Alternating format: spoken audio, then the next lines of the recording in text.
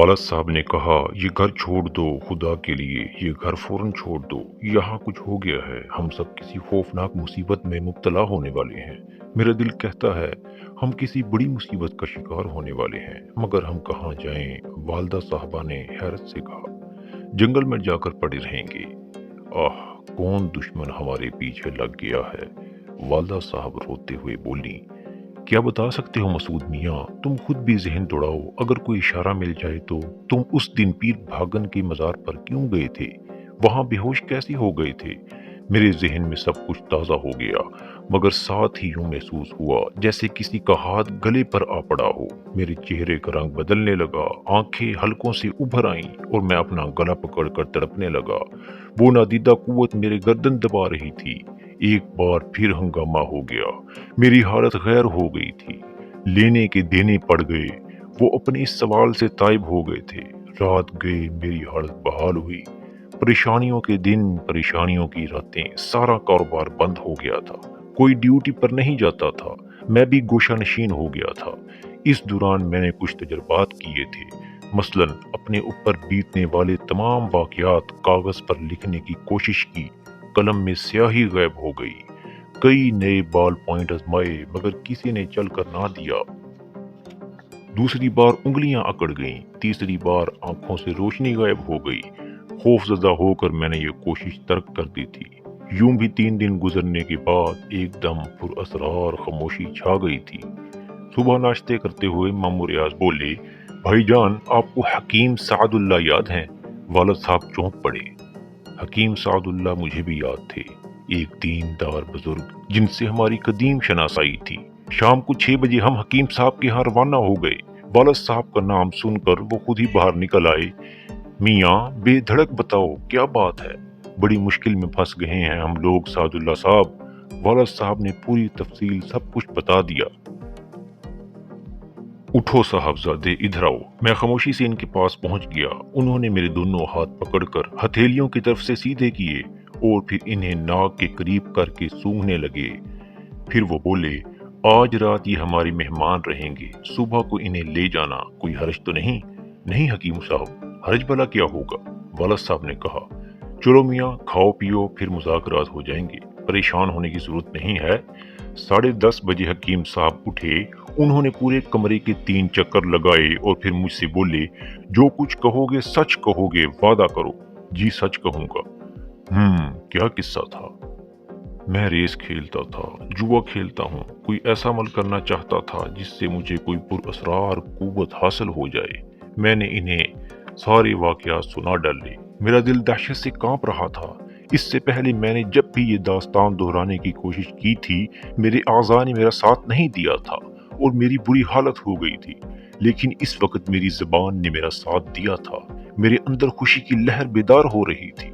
इसका हुलिया तो बताओ जरा, हकीम साहब बोले।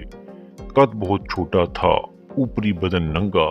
दफातन मेरी जुबान रुक गई। सामने की दीवार पर मेरा और हकीम साहब का साया पड़ रहा था और मेरी निगाह कई बार इन सायों पर पड़ चुकी थी। लेकिन अचानक ही मुझे एक तीसरा साया मुतहर्रिक नजर आया। आह, वो एक बहुत बड़ी मकड़ी थी। इसकी आंखें मटर के दानों के बराबर थीं और वो मेरे चेहरे के ऐन सामने झूल रही थी। दहशत से मेरा लहू मेरी रगों में मुंजमद हो गया। मैंने चीखने की कोशिश की तो मेरा गला भंच गया। मेरे कानों में हकीम सादुल्ला की आवाज उभरी, बोलते रहो मियाँ, डरने की जरूरत नहीं। मगर मकड़ी ने अपनी मनहूस आंखों से मुझे इशारा किया। तब मेरी निगाह पीतल के इस 2.5 फुट लंबे गुलदान पर पड़ी। सादुल्ला साहब फिर बोले, मसूद मियाँ, मुझे इसका पूरा हुलिया बताओ। मैं इसका नक्शा बना रहा हूँ, तुम्हारी तरफ रुख नहीं कर सकता। पीतल का गुलदान अपनी जगह से बुलंद होकर फजा में परवाज करता हुआ खुद ब खुद मुझ तक आ गया। मेरे दोनों हाथ ने इसे अपनी गिरफ्त में ले लिया और जैसे किसी ने मुझे उठाकर खड़ा कर दिया। मेरा दिल चाह रहा था चीख कर सादुल्ला साहब को इस खतरे से आगाह कर दूं जो इन्हें पेश आने वाला था, मगर ये करना मेरे बस में नहीं था। मेरे आज़ा अब मेरे कब्जे में नहीं थे। मेरे कदम मेरे ना चाहने के बावजूद सादुल्ला साहब की तरफ बढ़ रहे थे। मेरा रुआं रुआं फरियाद कर रहा था, मगर मैं बेबस था। मेरे हाथ सर से बुलंद हो चुके थे। मियाँ, कुछ बोलो तो सही। हमारी सारी मेहनत ये कहकर उन्होंने पहलू बदला और रुख तब्दील कर लिया, मगर मैं इनके बिल्कुल नजदीक था। मेरे हाथ बुलंद होकर झुक चुके थे और कोई 3 किलो वजनी गुलदान इनके सर का निशाना ले चुका था। अलबत्ता रुख अचानक तब्दील होने से इनका सर पहली ज़रब से बच गया और गुलदान इनके शाने पर पड़ा। हकीम साहब के मुंह से एक दिलखराश चीख निकली। मेरा हाथ दोबारा बुलंद हो गया था। हकीम साहब ने बेइख्तियार सर का दिफा करते हुए कलाई सामने कर दी और गुलदान की ज़रब से इनकी कलाई चकनाचूर हो गई। इस बार वो पहले से भी ज्यादा जोर से चीखे थे और इसके साथ ही उन्होंने दरवाजे की तरफ दौड़ लगाई थी, मगर मेरे कदमों ने एक लंबी जकंद भरी और मैं दोबारा इनके करीब पहुंच गया। हकीम साहब काफी जोर से दरवाजे से टकराए। एक जोरदार धमाका हुआ, मगर मैं हर एहसास से बेनियाज इन्हें हलाक करने की दरपे था। हकीम साहब ने दरवाजे का सहारा लेकर उठना चाहा, मगर इस बार गुलदान इनके सर पर पड़ा। ज़ईफ और कमजोर आदमी थे। हाय की एक मध्यम सी आवाज इनके होठों से खारिज हुई और इसके बाद वो बेसुध हो गए। लेकिन मेरे हाथ नहीं रुके। गुलदान की मुसलसल ज़रबें मैं इनके जिस्म के मुख्तलिफ हिस्सों पर लगा रहा था और इनके अहले खानदान ने इनकी चीखें और अंदर होने वाली धमा चौकड़ी सुन ली। चनाचा सब दरवाजे पर आ गए और बाहर से दरवाजा पीटा जा रहा था। अचानक मुझे होश आ गया। मैंने इस मनहूस मकड़ी को देखा, मगर अब इसका नामो निशान नहीं था। बाहर से लगने वाली ज़रबों से दरवाजे की चटखनी उखड़ गई और बहुत से लोग धाड़ा मारते हुए अंदर दाखिल हुए। इनमें औरतें, बच्चे और जवान आदमी भी थे, जो शायद हकीम साहब के बेटे थे। फिर सब भयानक आवाजों में चीखने लगे। उन्होंने हकीम साहब का कुचला हुआ जिस्म देख लिया था। न जाने क्या क्या आवाजें सुनाई दे रही थीं, कौन क्या कह रहा था, मेरे हवास काबू में ही न थे।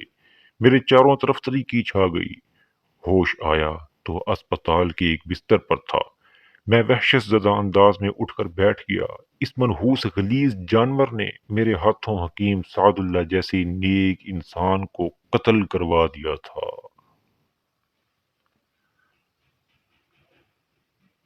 फिर दरवाजा थोड़ा सा खुला। एक जबरदस्त जिसामत का मालिक पुलिस अफीसर कमरे में दाखिल हो गया। इसके पीछे चंद कांस्टेबल थे और इसके बाद एक डॉक्टर, एक नर्स के साथ पुलिस अफीसर ने बड़े रौब से कहा, इंस्पेक्टर। अपने साथी कांस्टेबल को इशारा किया और इन्होंने मेरे हाथों में हथकड़ियां डाल दी। मुझे एक गाड़ी में बिठा दिया गया और बाकी सब लोग पीछे रह गए। अब मैं जमीन पर बैठकर दीवार से टेक लगाए गुजरे हुए वाकयात पर गौर करने लगा था, क्योंकि मैं लॉकअप में था।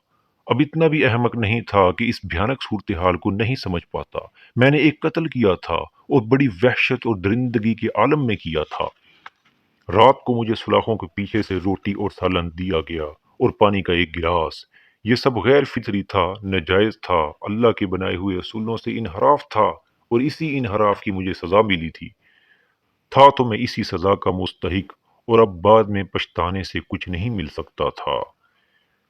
नींद अलबत्ता फराख दिल है, इसने अपनी आगोश मुझसे नहीं छीनी और रात के किसी हिस्से में मेरी आंखों में आ बसी थी।